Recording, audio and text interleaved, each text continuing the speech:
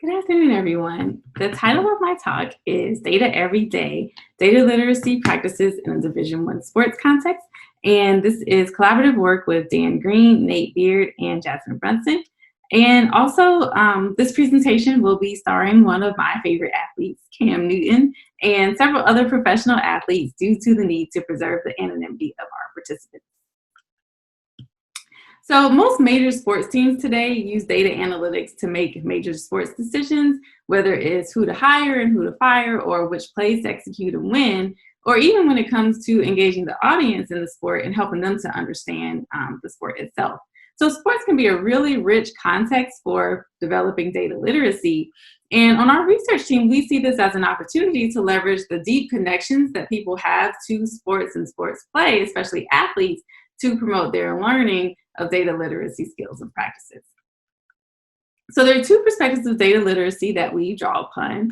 First, from the library and information sciences, data literacy, this version of data literacy really focuses on the basics of how to handle data. So how do you access, how do you interpret, how do you critically assess, how do you analyze and ethically use data? And then from business and computer science, they focus on how do you take large data sets and draw actionable insights from them. So taken together, these two perspectives of data literacy inform our definition of data literacy.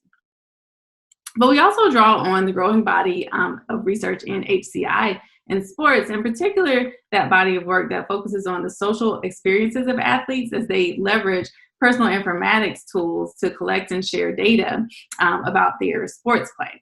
But much of this work focuses on recreational contexts where participation is voluntary and largely driven by the athletes.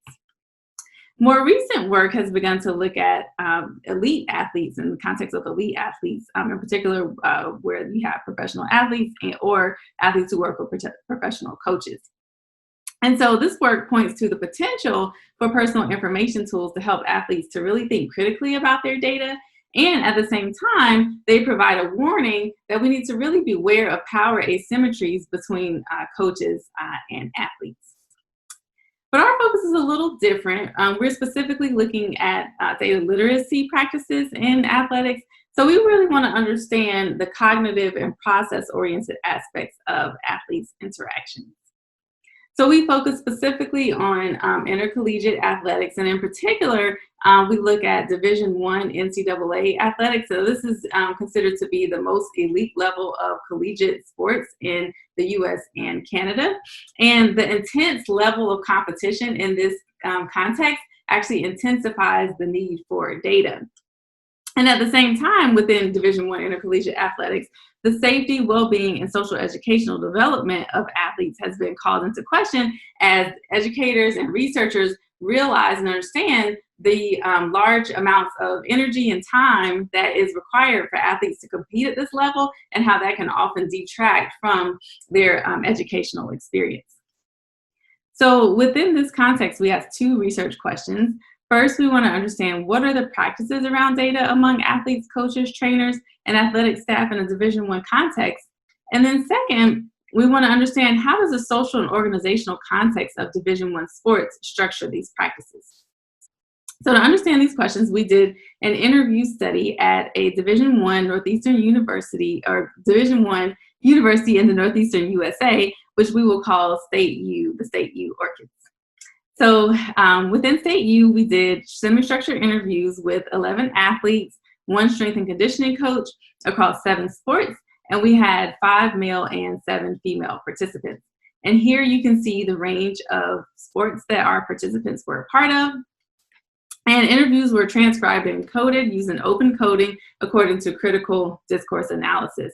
So this surfaced 5 key themes of data literacy practices that we found in the Division I context, but each practice was coupled with a tension that could actually serve to limit that practice. And so in the paper, we present our findings in terms of the 5 tensions that we found, but for the sake of time, I'm only going to talk about 3 of them. So the first tension is staff analytics practices and relevance to athletes. So the strength and conditioning coach talked a lot about how he uses data to understand how his athletes are working during practice. So he uses GPS devices, he uses surveys, but most of all, he uses Excel to understand this. The athletes, on the other hand, talked about ways that they use data to inform their sports play and practice as well. And then this varied depending on what team they were a part of. So some athletes really emphasized film review. Some talked a lot about how they track their weight and nutrition, and then others talked about how they analyze the trajectories of their hits and throws. But to do this, the athletes had to actually figure out which data among a large corpus of data that they could focus on would be the most helpful for them. So, for example, Raquel on the track and field team, a thrower on the track and field team, talked about how there was this broad range of data that she could look at and apply, but she recognized the importance of really just focusing on the data of her next competitor, because she said that could help her see more actionable insights. For example, recognizing that, hey, I don't have to hit my personal best in order to more likely beat this particular player. If I just play at my average, I'm more likely to win. But then they talked about they had to look at data at different levels of analysis. So players, athletes, and coaches talked about how the coach talked about how they looked at data within a single play, how they looked at data across a whole game, how they looked at data across whole seasons, and even across their whole careers. And then also they talked about how they didn't just look at their individual data, but team level analyses were also important. But the interesting thing about this was that the strength and conditioning coach talked much more about this than the athletes themselves. And when the athletes did talk about it, it was much further removed from them. So for example, Jade on the softball team talks about how her coach has this metric of them being, or this goal for them to be 92% routine on defense. And so that's not including like the hit it out the ball, knocked out the ballpark plays that rarely happen, but on those mundane plays that happen all the time, they need to be 92% successful. So when someone hits that ground ball, can they get that ball and get that player out 92% of the time? And Jade reflected, our head coach just loves that number for some reason. She's always like 92%, 92%. I don't really get it, but that's what she likes. And so we could see that she was a little bit further removed from that team level metric. So then tension 2 focuses on athletes' agency versus team needs.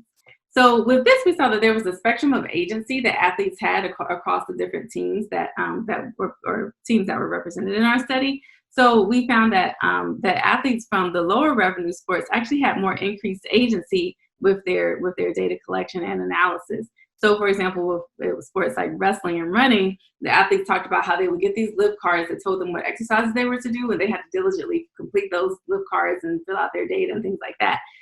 The athletes talked about how they tracked things like their sleep and their weight themselves, and although there were times when they had to report that to their team, they were the ones that were determining how often and when and how they were collecting that data. And then runners in particular talked about how they also had choices between which devices they would use to track their running and what apps they would use to then send that data back to their coaches.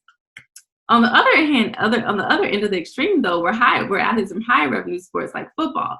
So the football player talked about how he too has lip cards, but he rarely sees them because the coaches actually complete the lip cards for him to make sure that he did the exercise. And collecting data about his weight was not merely a matter of just stepping on a scale, but instead they had these large trailers that would actually pull up to the athletic facility, and athletes would go in one by one and have these complex measurements like their bone density measured. And they often needed the team nutritionist to help them to interpret this data. But then somewhere in the middle were sports like softball, where they had some choice about which apps and devices they would use to collect data about themselves, especially for their individual analysis and of their practices. However, they also talked about that there was some less agency that they had as well. So, for example, one softball player talked about how they were given meal cards that gave them about $15 a week to go get food off campus at local restaurants during the week. And she talked about how, it was really nice to have, but the receipts actually go back to athletics. And so she might hear back from the nutritionist later to say, hey, like, you really need to lay off the fries. So while she had some agency in terms of how to collect her data, there was also a matter of surveillance that came with the territory. So the last tension that I'll talk about is tension 4 in the paper, which is about the need for data versus stepping back. So in the Division I context, athletes across the board had this really keen awareness of how much they needed data at this intense level of competition. So Lee, a middle distance runner, described it really articulately in saying, basically every girl on our team was the #1 girl in their state, or was the #1 girl in their county or district in high school. And then you come here and all of a sudden you're 12th runner at best. She reflected that when the competition is so stiff, you really have to start counting the little things. And so athletes knew that that data in this context was super, super important, but they also recognized that there were times when they needed to step away, and especially at times that were very high stress or intense. So like before or during games or tournaments, or as they were having particularly good or bad streaks in their play. But then also some athletes talked about how they stepped away from some data for the long term for their health and well-being. So for example, runners and wrestlers talked a lot about how eating disorders and unhealthy weight management practices were very prevalent in their sport. And so they themselves actually actively resisted counting calories and over measuring their weight and things like that so that they could be healthy in the long run. But this was also mitigated by the coaches, and that sometimes coaches actually said, like, turn that data off. Do not look at your stats. Don't look at the internet during this 2-day tournament or what have you. But then at other times, they would actually come to them and say, hey, I know you may not want to look at this data right now because it may not be the most flattering or the best play that you ever had, but let's take a look at it and let's analyze it and see what kind of insights we can get. So when we return back to our framework for data literacy, our findings suggest that the Division I context both scaffolds and limits data literacy practices. So thinking back to our framework, our athletes and coaches had to understand when to use specific statistics. They had to identify and access relevant data. They had to evaluate and analyze personal data to adjust their performance. And they had to take that wide range of data that was available to them and narrow down their focus to the most actionable insights and data. So this has some implications for how we might support data literacy practices in the Division I context. First, we might find ways to present more of the data-driven aspects of the training and coaching decisions that are made to players. And then second, we might design the data visualizations that link the individual data that players are so keen to and so connected to help them to really begin to see how it connects to their overall team performances. But then no matter which of these opportunities we take up, we have to balance it with the needs for the athletes have to step away from their data. So then when it comes to taking into account the social dynamics on the team, we found that athletes in the Division I context are different even between other elite athletes in other contexts, specifically when it comes to the agencies they have related to their data.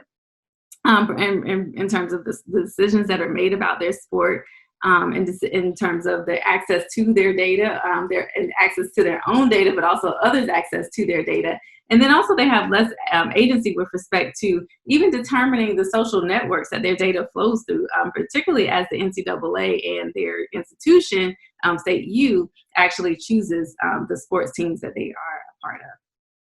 So this has several implications as well. First, we have to recognize that effective data systems are going to change the information flow within the organization. And this may mean that staff need to give up some control of the sports decisions that are made within this context. And then second, we need to really be aware that we can't just design a technical system and just implement it in this Division I context, but we really have to take into consideration the complex nuances and team dynamics and social structure of Division I athletics in order to make something that will actually really be used by the teams.